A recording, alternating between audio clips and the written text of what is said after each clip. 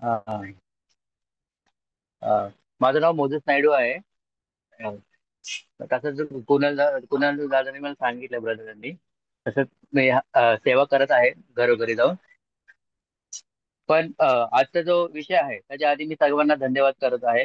खास करून कुणाल ब्रदरांना, माझ्या भावाला मार्टिन नायडूला, तर त्यांनी मला संधी दिली. आणि सर्वप्रथम आपल्या देवाला, की त्यांनी मला पण तुमच्यामध्ये आणलं वचन सांगण्यासाठी. इथं बसल्या सर्वांवर तुमची कृपा असू द्या. आणि सर्वांना जपा, सर्वांना मी तुमचा आभार मानत आहे की सर्वांना एक कृपण रीतीने मला परत ह्या ग्रुपमध्ये आणलं वचन सांगण्यासाठी. आणि त्याची सुरुवात माझ्याद्वारे होणार आहे. म्हणून मी सर्वप्रथम देवाला गौरव करतो. आणि सर्वांना आमच्यावर अशी तुझी कृपा असू दे की, आणि सर्व ह्या ग्रुप त्याच्या बढती वाढू दे असं तू कर. आणि वचन सांगण्याच्या आधी थोडीशी प्रार्थना करूया. अ, स्तुती स्तुती स्तुती स्तुती स्तुती सर्व सामर्थ्य येशू ख्रिस्ता. आज जे टॉपिक तू आम्हाला दिलं, त्या टॉपिकच्या नुसार आमचं वचन निघू दे रब. तुझं पवित्र आत्म्याचं मार्गदर्शन माझ्यामध्ये येऊ दे. पवित्र आत्म्याला स्पर्श कर. आज मी जे बोलणार आहे ते मी नाही, तर तुझा पवित्र आत्मा माझ्याद्वारे बोलणार आहे. असं तू कर. तिथं बसल्या सर्वांवर तो वचन जपा. एक जपा त्यांनी त्यांचं आत्मपरीक्षण करावं. असं ते वचन येऊ दे. येशूच्या नावामध्ये आम्ही मागत आहे म्हणून उत्तर मानतो. आमेन. आमेन. ते गुरुवारी मला कुणाल ब्रदरांचा, माझ्या भावाला फोन आला होता की शनिवारी मेसेजला कोण रेडी आहे का. तर माझा भाऊ मार्टिन नायडू आहे. त्यांनी मला फोन केला, तू रेडी आहे का वचन सांगण्यासाठी. तर मी लगेच हो म्हटलो. कारण की देवाचं कार्याला कधी नाही नाही म्हणता येणार. कारण की देव आपल्याला प्रत्येक गोष्टीमध्ये वाचवतो नाही का. आपल्याला प्रत्येक गोष्टीमध्ये तो मार्गदर्शन करतो. आणि माझ्याकडे विषय नव्हता. तसं बघितलं तर माझ्याकडे विषय नव्हता. मी विचार करत होतो विषय कुठला बोलू. आणि मग मी सहज आता माझ्या मम्मी सोबत संभाषण करत होतो की कुठला विषय घेऊ, कुठला विषय घेऊ. कारण की लास्ट टाइम मी वचन सांगितलं होतं, तर प्रार्थना कशी करावी या विषयावर मी बोललो होतो. मग आता विषय खूप सारे माझ्या मनामध्ये होते, विचारामध्ये होते. पण तर मग मला एक आठवलं की शाऊल राजा आणि दावीद राजा. आता शाऊल आणि राऊत म्हणजे नाही का, शाऊल राजाला देवानी का नाकारले, त्याचा अभिषेक का गमावला, आणि दावीद राजाला का बढती मिळाली. हा विषयावर म्हणजे मी कधी संदेश ऐकला नाही. आणि मी कधी विचार पण नाही केला की मी याच टॉपिक वर मी बोलेल. म्हणजे मला माहित नाही हा विषय माझ्या मनामध्ये कसा आला की काय विषय आपण बोलू. मग अचानक पवित्र आत्मा मला सुचवलं. आम्ही म्हणलं ह्याच्यात आपण संदेश तयार करू. मग मी मेसेज तयार केला. मग मी तयारी तयारी करत करत मग मग मी कुणा ब्रदरांना मेसेज केला की या विषयावर माझा टॉपिक आहे. तुम्ही मग हे करा, सॅटर्डेला माझा फिक्स करा. मग फिक्स केलं मी नाही का.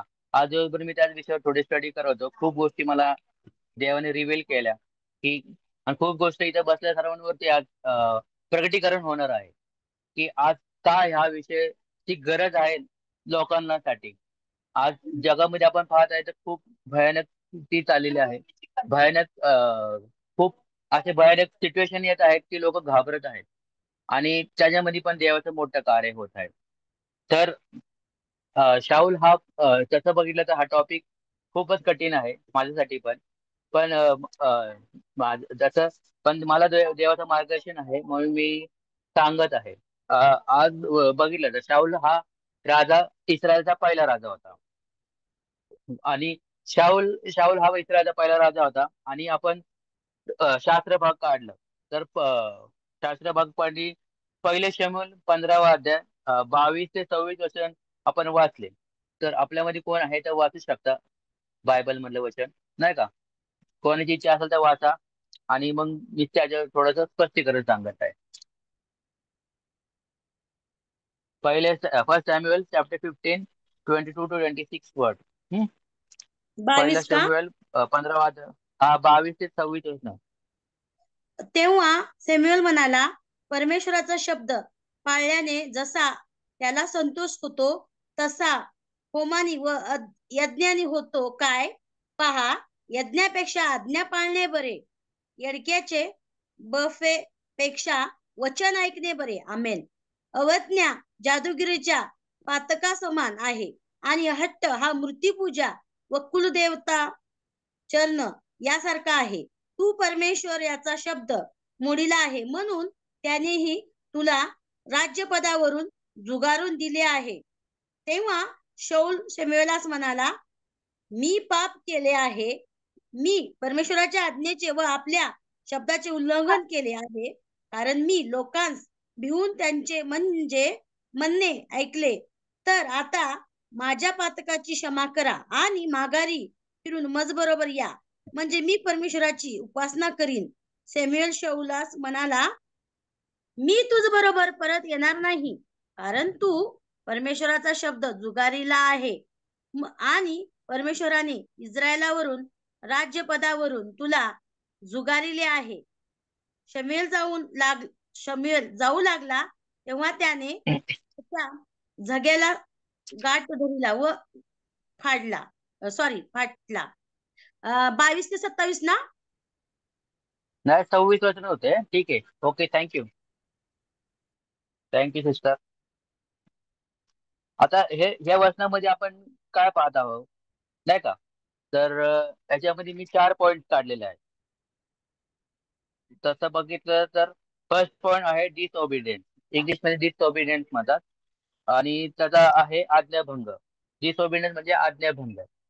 आता ह्याच्यामध्ये शाऊल राजाने आज्ञाभंग कधी केली होती तुम्हाला माहिती आहे का? तर त्यांनी अ, आपण पहिल्या शमूएल 13 अध्याय वाचला, 9 वचनापासून वाचलं आपण. तर तो पलेस्तीनसाठी युद्ध करायला गेला, पलेस्तीन देशासाठी. तर शमू देवाची इच्छा नव्हती, त्यांनी त्यांनी तिथे जाऊन लढाई करावी. आणि प्लस शमूएल याजकची त्यांनी वाट पाहिली नाही. तर त्याच्यामुळे पण देव कोपला त्याच्यावर, रागावला. म्हणून त्यांनी तिथे आज्ञाभंग केली देवाची. त्याची आज्ञाभंग केलेली आहे. का? कारण की तो अ, तो स्वतःला एकदम समजत होता की मी खूप श्रेष्ठ आहे, की मी राजा आहे, तर मी जे बोलत तसंच व्हायला पाहिजे. आज आपल्यामध्ये पण आपण असं आपलं जीवन आहे की मी जे बोलल तसंच व्हायला पाहिजे. पण तसं नाही. आपल्यामध्ये देवाची इच्छा काय आहे हे आपण जाणून घ्यावे. आज आपण मी आज 2 टॉपिक ठेवलेले आहेत. पहिला टॉपिक हाच आहे, शाऊलला देवाने राज्य का नाकारलं. तर पहिल्या पॉइंट मध्ये काय केलं त्यांनी, की त्याचा आज्ञाभंग केलेला आहे. आज आपल्यामध्ये पण आपण किती लोक आहोत की आज आपण आज्ञाभंग करत आहे. आज प्रत्येक गोष्टीमध्ये आपण आज्ञाभंग करतो. आज बघितलं तर चेअरचा टायमिंग काय आहे आपला सकाळचा. तर प्रत्येकाला जर टाइमवर आपण जातो, समजा 9चा चेअर असेल तर आपण 8:30 पावणे 9ला चेअर मध्ये पोहोचला पाहिजे.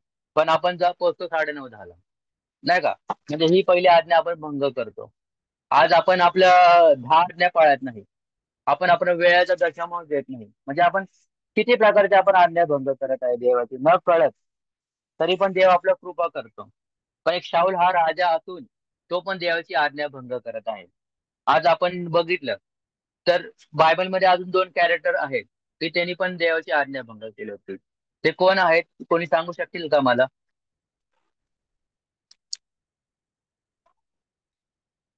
ते आहे समसोन. आणि दुसरा कोण आहे? त्याच्या बाबतीत बघूयात. हॅलो,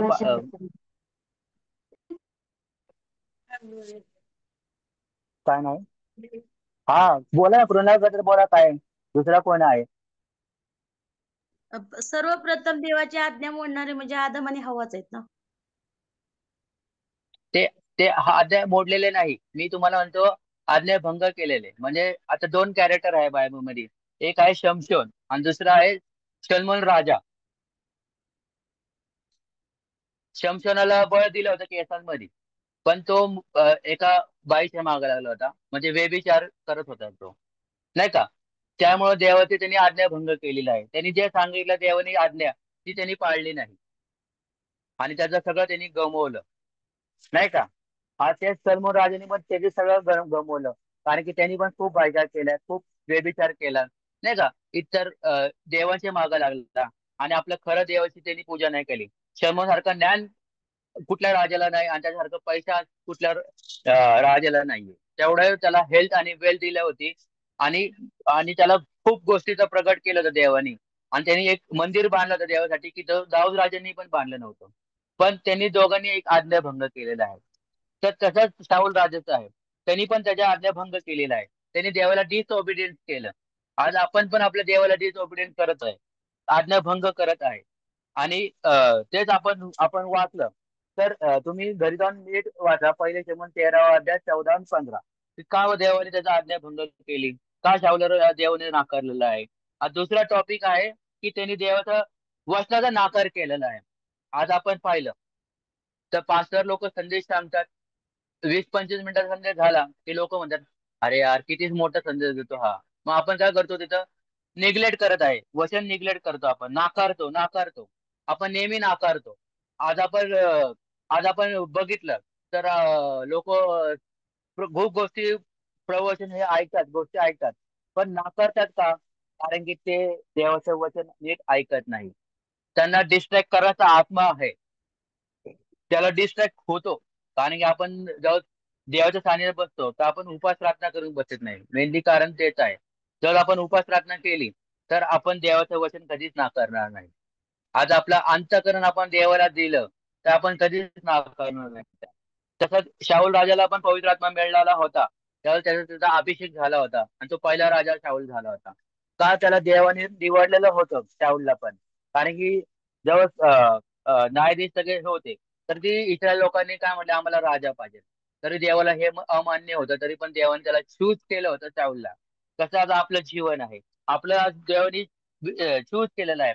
आज आपल्याला निवडलेलं पात्र आपण आहे देवासाठी, पण आपण काय करत आहे, त्याची आज्ञाभंग करतो, त्याचं वचन आपण नाकारत आहे का नाही. आणि त्याच्यामुळे आपल्याला देव नाकारतो. तिसरा पॉइंट आहे, आपल्याला देव नाकारतो. दुसरा पॉइंट म्हणजे काय आहे की आपण देवाचे वचन ना करत आहे, इग्नोर करतो. आज आपण आपल्याला कोणी काम सांगितलं, नाही का, कोणी आपल्याला मदत मागितली, पैसा मागितला, तर आपण त्याला काय करतो, इग्नोर करतो. भाई माझ्याकडनं आहे बाबा, नाही का, मी नाही करू शकत, तुझी मदत आहे ते. तसंच शाऊल राजाने ते देवाचं वचन नाकारलेलं आहे. आणि आपण तसं बघितलं तर 23 वचन मध्ये तो कोणाच्या मागायला, नाही का. तर तर परत तुम्ही वाचू शकता 23 वचन, पहिले शमून 15 23 वचन. कोणी वाचू शकेल का?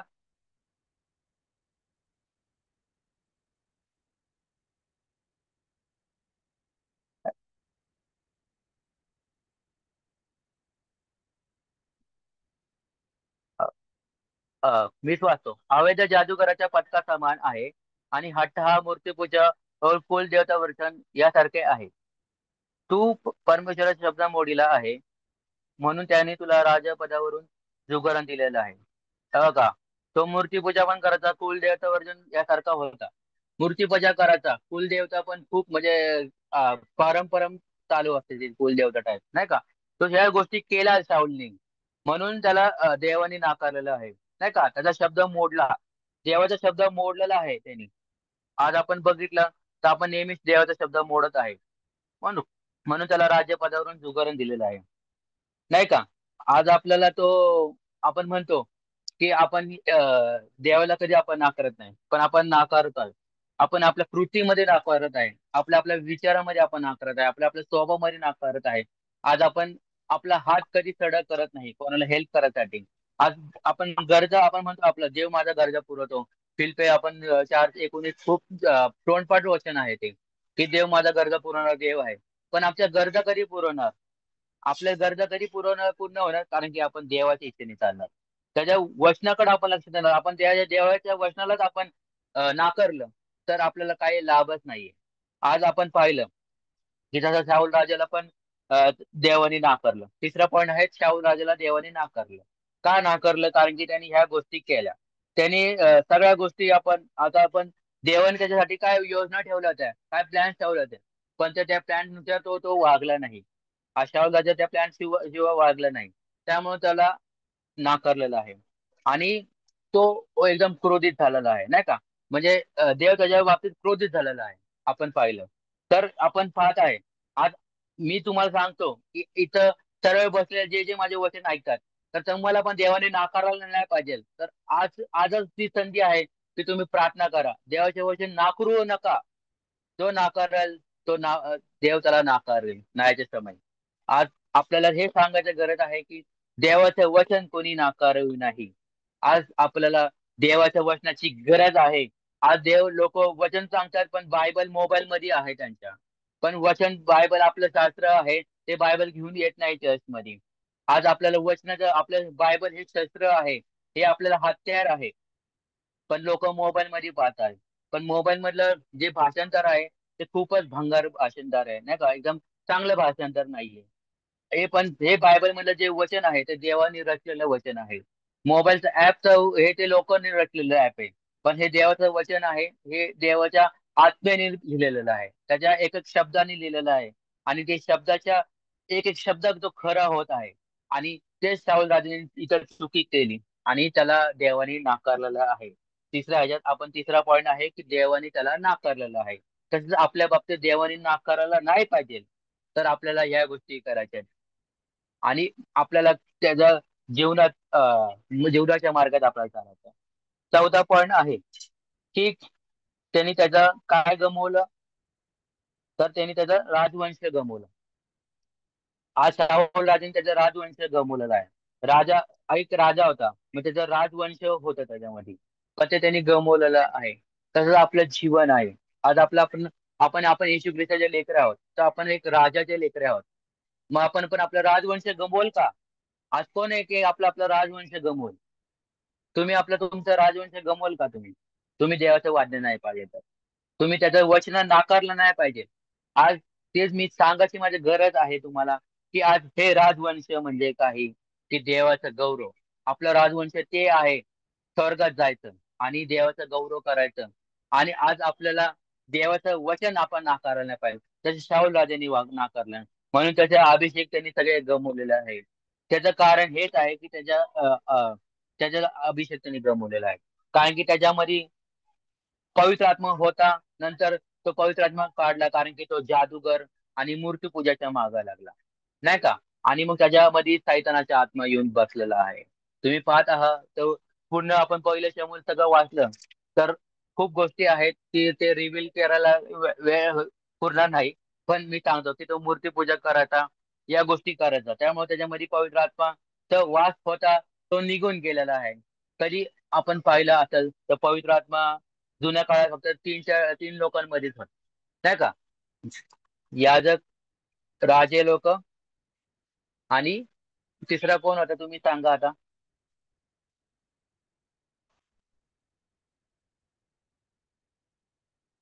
दावीद राजा. दावीद राजा नाही, राजा. सांगितलं मी, याजक, दुसरा राजा आणि तिसरा कोण होता? संदेष्टे. कोण? सांगा बरं परत.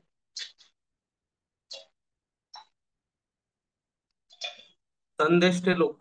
तीन लोकांमध्ये कुठले लोक? संदेष्टे. संदेश ते, हा, म्हणजे त्याचे प्रॉफिट लोक नाही का. त्याच्या तीन लोकांमध्ये पवित्र आत्मा होता. तसं ह्या शाऊला राजाला पण अभिषेक केला तर त्याच्यामध्ये तो पवित्र आत्मा आलेला होता. पण त्याचा त्यांनी पवित्र आत्मा गमवलेला आहे. जुन्या काळामध्ये पवित्र आत्मा यायचा पण निघून जायचा, कारण की आपल्या कृतीमध्ये आपल्या ह्याच्यामध्ये आपण तसं वागलो तर आपल्याला पवित्र आत्मा जातो. पण नवीन करारामध्ये आता नाहीये. तेव्हा येशू ख्रिस्ताने तो रक्त सांडलं क्रुसावर, त्याच्यानंतर पवित्र आत्मा आपल्या मध्ये आला, तो निघून जात नाही. पण आपण त्या पवित्र आत्मा आपण नेहमी चिन्ह करतो, आपण त्याचं मार्गदर्शन मागत नाही. आज आपण जे जे गोष्टी करतो तर ते देवाला अमान्यासारखे आहे. आज आपण वाचलं, आज आता आपण शाऊल राजाचे शिकत आहे, तर शाऊल राजाने खूप गोष्टी देवाला अमान्यासारखे केल्या नाही का. त्याचा परिणाम हाच होता की त्यांनी त्याचं सगळं गमवलेलं आहे. त्याचा नाश झालेला आहे. त्यांनी 19 लढाई केल्या शाऊल राजाने बायबलच्या दृष्टीकोन नाही का. पण नंतर तो हारत गेला. स्टार्टिंगला तो जिंकला, नंतर तो हारत गेला. आणि त्याचं हारण्याचं कारण तेच आहे की त्याच्यामध्ये जो पवित्र आत्मा होता, देवाचा जो आत्मा होता, तो त्याच्या तुम्ही गमावलेला आहे. आणि म्हणून तो हारलेला आहे. त्याचं सगळं गेलेलं आहे, राजवंश पण गेलेला आहे. आता आपण पाहिलं, आता आपण हा फर्स्ट कॅरेक्टर आपण पाहिलं शाऊल. आणि शाऊल राजासारखा आपण वागायचं नाही. म्हणून मी टॉपिक पण तो ठेवला होता की नाही का, शाऊलाने त्याचा अभिषेक गमावला. आता आपण दाविदाच्या दुसऱ्या पॉइंट कडे जाऊ. दाविदाची ती नाही का, दावीद राजाचा अभिषेक कसा वाढत गेला. आज आपण पाहिलं तर दावीद राजा एक साधारण मेंढपाळ होता. आणि जेव्हा आपण पाहिलं की पहिलं शमूएल 16 आपण पाहिलं, तर त्याने शाऊलाला नाकारलेलं होतं. पण नाकारलं होतं म्हणून त्याचं राज पद त्यांनी गेलं, गमवलं त्यांनी. तर आता देवाला असा माणूस पाहिजे होता की तो देवासाठी नेहमी झटायचा, देवाच्या गौरवाच्या इच्छेनुसार चालायचा, त्याच्या आज्ञा पण कधी करत नव्हता. तर त्यांनी पाहिलं एक मेंढपाळ म्हणून दावीद दावीद होता, डेव्हिड म्हणून. दावीद राजा होता तो. त्याला तो पहिला साधारण मेंढपाळ होता आणि तो जेसीचा मुलगा होता. आणि दाविदाचे भाऊ सगळे आर्मी मध्ये होते, शाऊल राजाच्या आर्मी मध्ये. पण तरी पण देवाने दाविदाला चूज केला. तो सगळ्यात धाकटा होता त्याच्या मध्ये. आणि तसं पाहिलं आपण तर दाविदाला जेव्हा शमूएलाला सांगितलं देवाने की जा दाविदाला अभिषेक कर. तर आपण वाचलं तर पहिल्या शमूएलच्या 16 अध्यायामध्ये ते लिहिलेलं आहे की त्याचा अभिषेक झालेला आहे, या गोष्टी झालेल्या नाही का. तर त्याचा अभिषेक झाल्यानंतर अभिषेक आणि आधीच्या काळामध्ये फक्त तेलाचा यूज करायचे अभिषेकसाठी, कारण की तेल हे पवित्र आत्म्याचं प्रतीक आहे. ज्याच्यानंतर अभिषेक झाला त्यांना पवित्र आत्मा त्यांच्या मध्ये वास केला त्यांनी, कारण अभिषेक हा तेलानेच होतो. आपण बघितलं तर अभिषेक आपण 133 वाचलं तर अरुणाच्या दाढीवर कसं ते अभिषेक आलं होतं, तसा अभिषेक होतो. तर तसा अभिषेक आज आपला त्याच त्याच गरज आहे. आज तसं बघितलं तर दाविदाचा अभिषेक किती वेळा बायबलमध्ये झाला आहे, हा कोणी सांगू शकेल का मला?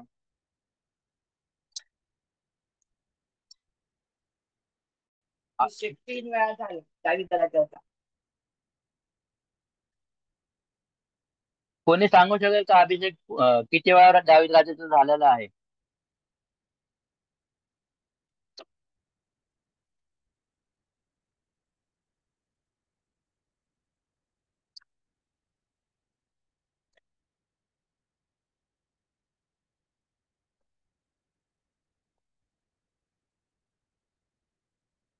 पुन्हा ब्रदर तुम्ही सांगू शकता का?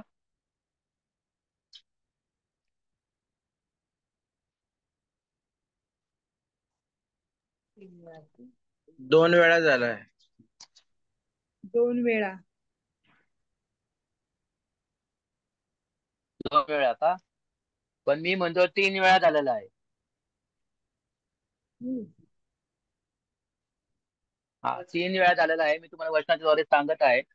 पण त्याच्या आधी अभिषेक केल्यानंतर आपण आपल्याला आहे ना देवाची गौरव करायचं असतं, म्हणजे त्याचे सेवक बनायचं असतं अभिषेक झाल्यानंतर. त्याच्यानंतर आपण काय होतो, बढती होती आपली बढती होती. आणि आपली बढती झाल्यानंतर आपण काय होतो, एक लीडर बनतो. आपण एक लीडर बनत आहे. तसाच दावीद राजाचा पण बघितला आपण, त्याचा 3 वेळा अभिषेक झाला. आणि 3दा अभिषेक होत असताना तर पहिल्या अभिषेक मध्ये त्याचं काय झालंय, फक्त गुप्त अभिषेक झाला. तो गुप्त म्हणजे फक्त तिथं शलोमोन होता, दावीद होता आणि त्याची फॅमिली होती. हम्म आपण वाचलं. तर त्यासाठी आपण वचन काढूया, पहिले शमूएल 16 अध्याय आणि 13 वचन. कोणी वाचू शकेल का?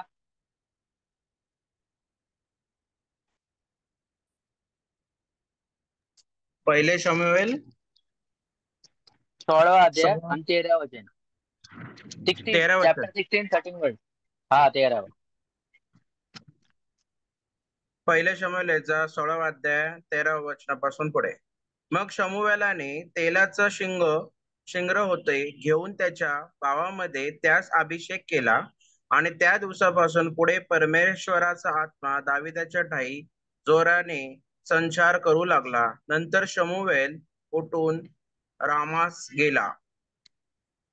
बस आमेन. बस, थँक्यू थँक्यू थँक्यू. बघा, मग शमूएल तेलाचा शिंग हाती घेऊन, आता ती शिंग म्हणजे एक डब्बी होती छोटीवाली. आता आपण बघतो की आपल्याकडे ब्लेसिंग ऑइल असतात, काय काय लोक नाही का ती प्रार्थना करून देतात. तसं ती तेलाची शिंग होती, जुन्या काळामध्ये डब्बी होती ती छोटीवाली. ती हाती घेऊन त्यांनी त्याला अभिषेक केलेला आहे. तो गुप्त अभिषेक होता.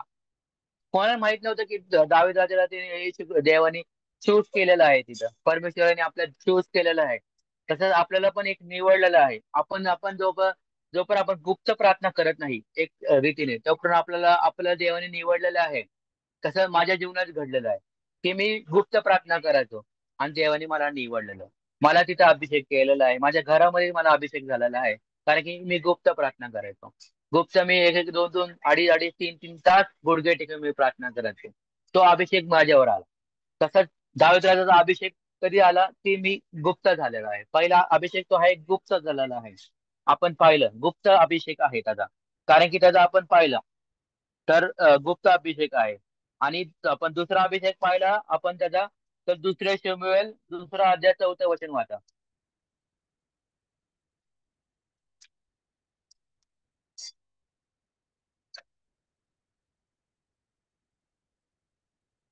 कोणी वाचू शकेल का?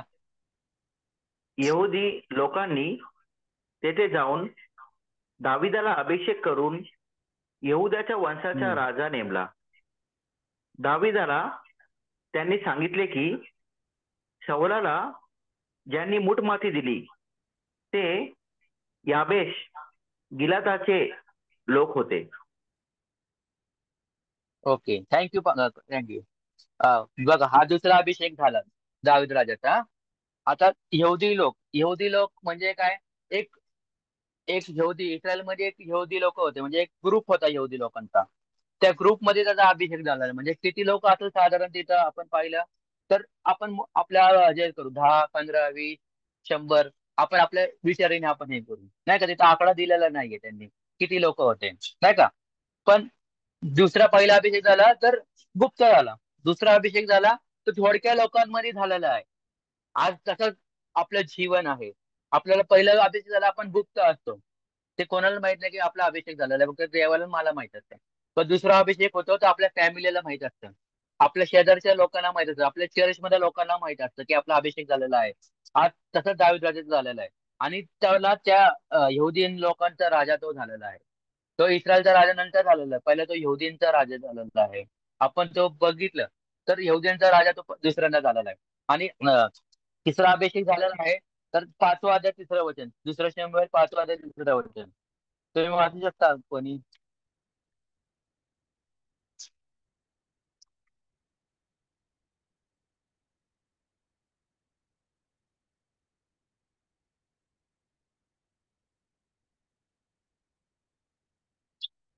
दुसऱ्या शमूएल 5वा अध्याय 3रं वचन कोणी वाचू शकेल का?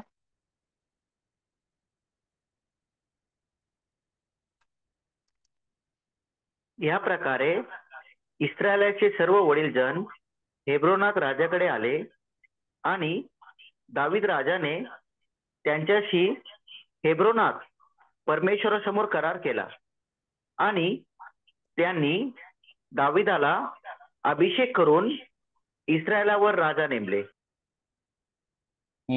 हा तिसरा अभिषेक आहे. हा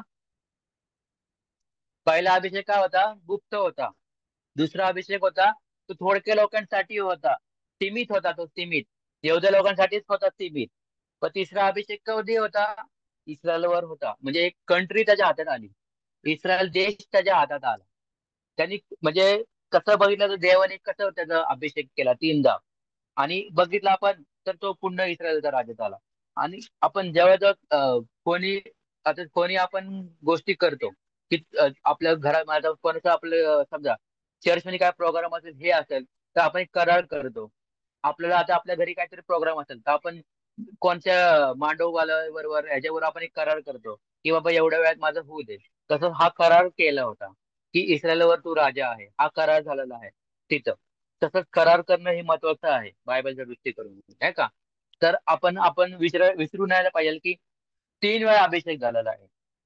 आणि हा 3 वेळा अभिषेक का झाला त्याचं मोठं कारण आहे. कोण सांगू शकेल का 3 वेळा अभिषेक का झाला दाऊद राजाचा? त्याचं मोठं कारण आहे. कोणी सांगू शकेल का?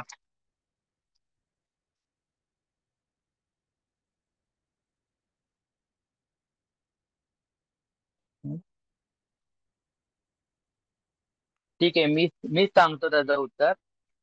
की तीन हा आकडा आहे.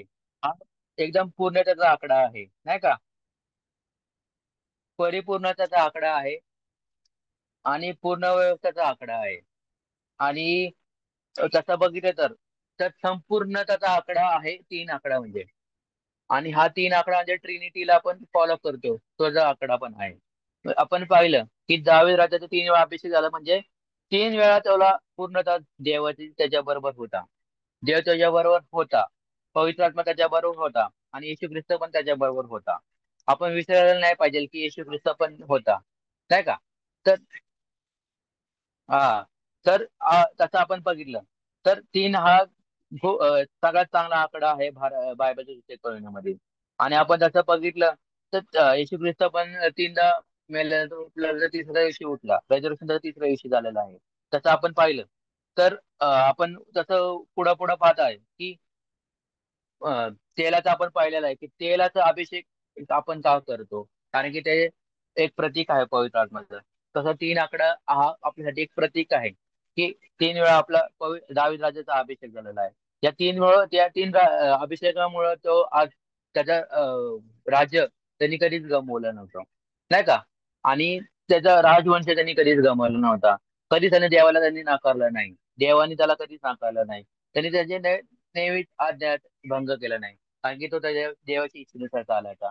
आणि तो स्तुती आराधना अशी करायचा की लोक म्हणायचे, अरे हा राजा असून हा अशी स्तुती आराधना करत आहे, त्याची स्तुती आराधना कोणच आपण आपण करू शकत नाही. असा तो देवासाठी एकदम नम्रपणा होता. आज आपल्याला नम्रपणाची गरज आहे. तसंच आज आपल्याला सहभागितेची गरज आहे. आज आपले विचार तसे व्हायला पाहिजे. आज आपल्याला आपला पूर्ण व्यवस्था व्हायला पाहिजे. आपल्यामध्ये त्याचं मॅच्युरिटी यायला पाहिजे दाविद. आणि या गोष्टी आपल्यामध्ये यायलाच पाहिजे. आणि आज मला सांगायचं आहे की आज दावीद राजाला का निवडलेला आहे देवाने? हा आणि तो देवाला आवडत होता, नाही का?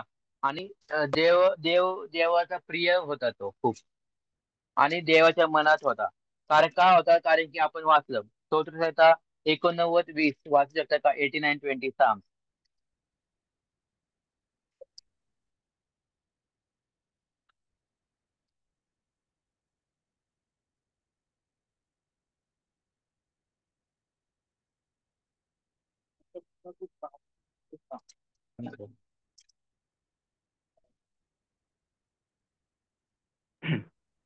माझा सेवक दावीद साम. मला मिळाला आहे. हम्म. मी आपल्या पवित्र तेलाने त्याला अभिषेक केला आहे. बघा, माझा सेवक दावीद मला मिळाला आहे. आज देवा एवढा संतुष्ट होता दावीद राजावर, म्हणून त्याने त्याला त्या तेलाचा अभिषेक केलेला आहे. आणि 1 वेळा नाही, 2 वेळा नाही, तर 3 वेळा त्याचा अभिषेक झालेला आहे.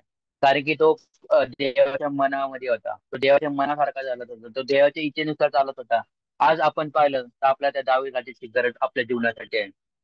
आणि तो कधी पण देवाचं मनोरूप पाहिजे. त्यांनी स्तोत्रामध्ये पण म्हणलेलं की मी तुझं नेहमी मनोरूप पाहताय, नाही का? तर आज आपण आपले विचार आपण त्यांचे दावे ते आपले करायला पाहिजे की आज माझी स्तुती आराधना मी त्या दावेसारखी करतो का? आज मी माझ्या देवाला मनोरूप माझ्या पाहत आहे का? आज मला तुला संतोषणारे माझं सॅक्रिफाईस आहे का? माझी लाईफ मी तुला सरेंडर करत आहे का? नाही का? आज मग समर्पण आपल्यात कसलं पाहिजे? आज आपण कसलं समर्पण देतो देवाला? आज आपण आपल्या देवाला कुठला गौरव देतो? आज आपल्या देवाला आपण काय देत आहे? आज आपल्या देवाला आपण कशासाठी संतुष्ट करत आहे? असं कधी आपण विचार करत आहे का? आज दावीद राजाचं आपण पाहिलं तर दावीद राजासारखा देवासाठी नेहमी झटलेला एक विचाराने एक मनाने तो दावीद राजा कधी देवाला न विचारता देवाच्या इच्छेनुसार चालायचा. आणि तो एकदम निनम्रता होता. त्याच्यासारखा निनम्र आजपर्यंत राजा झाला नाही, कारण की तो देवाला विसरला नाही, कारण की देवाने त्या इच्छेनुसार तो चालायचा. आणि तो कधीही लढाईला जायचा. तर लढाई करताना तो देवाच्या पहिल्या आज्ञा असेल तरच जायचा, नाही तर नाही जायचा. आणि त्यांनी किती लढाई केल्या बायबल मध्ये? तुम्ही सांगू शकता का त्यांनी किती लढाई केल्या बायबल मध्ये? दावीद राजांनी किती लढाई केल्या बायबल मध्ये? तुम्ही सांगू शकाल का कोणी?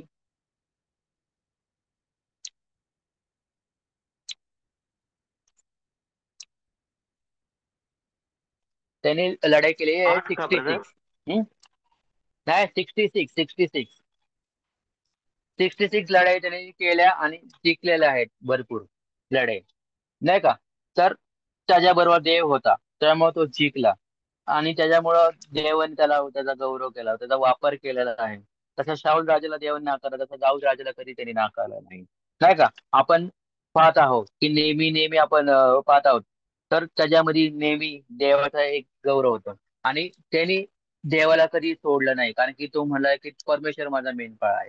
आपण म्हणतो की परमेश्वर माझा मेंढपाळ आहे, तर मला काही उणे पडत नाही. आज आपण असं म्हटलं होतं, आपल्या कधीच काही उणे पडत नाही.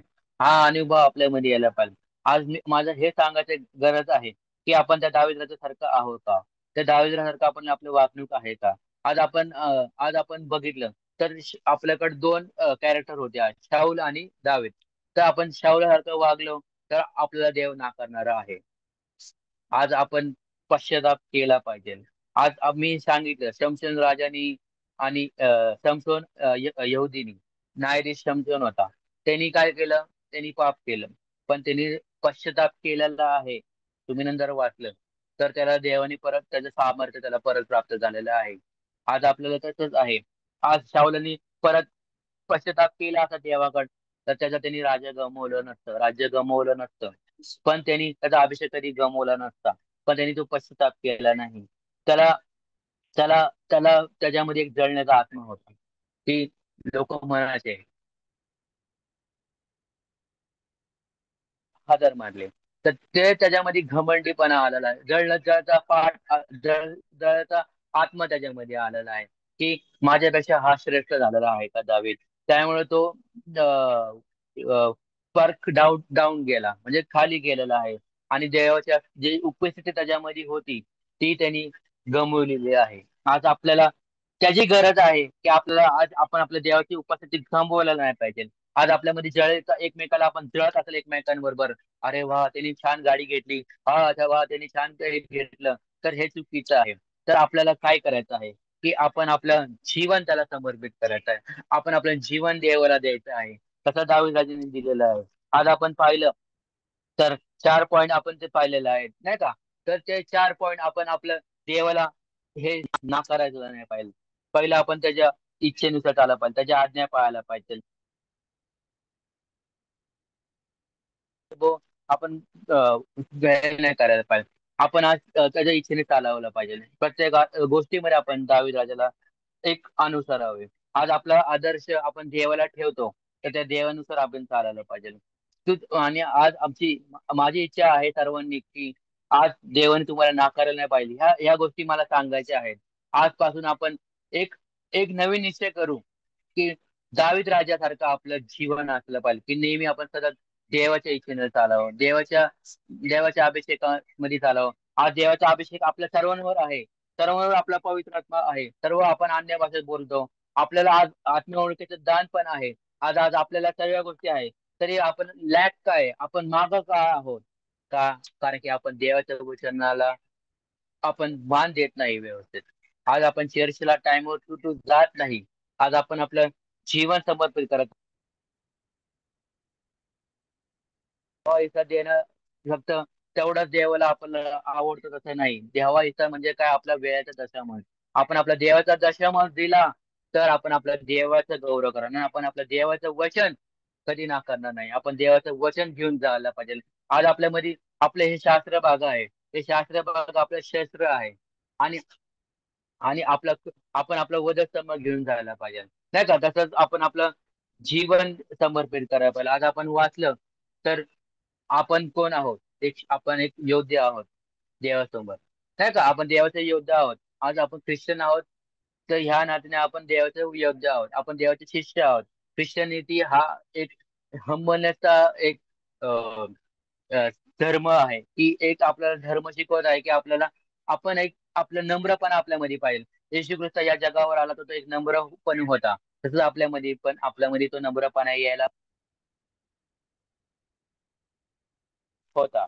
आज आपण आपलं जीवन समर्पित करूया त्यासाठी आणि त्याच्या इच्छेनुसार आपण चालावा. आपण आपण आपलं जीवन समर्पित करावं आणि आपण आपलं राजवंश कधी गमावला नाही पाहिजे. आज माझी इच्छा इच्छा आहे की सर्वांनी आपलं राजवंश कधी गमावलं पाहिजे. आपण आपलं तारण कधी नाकारलं नाही पाहिजे.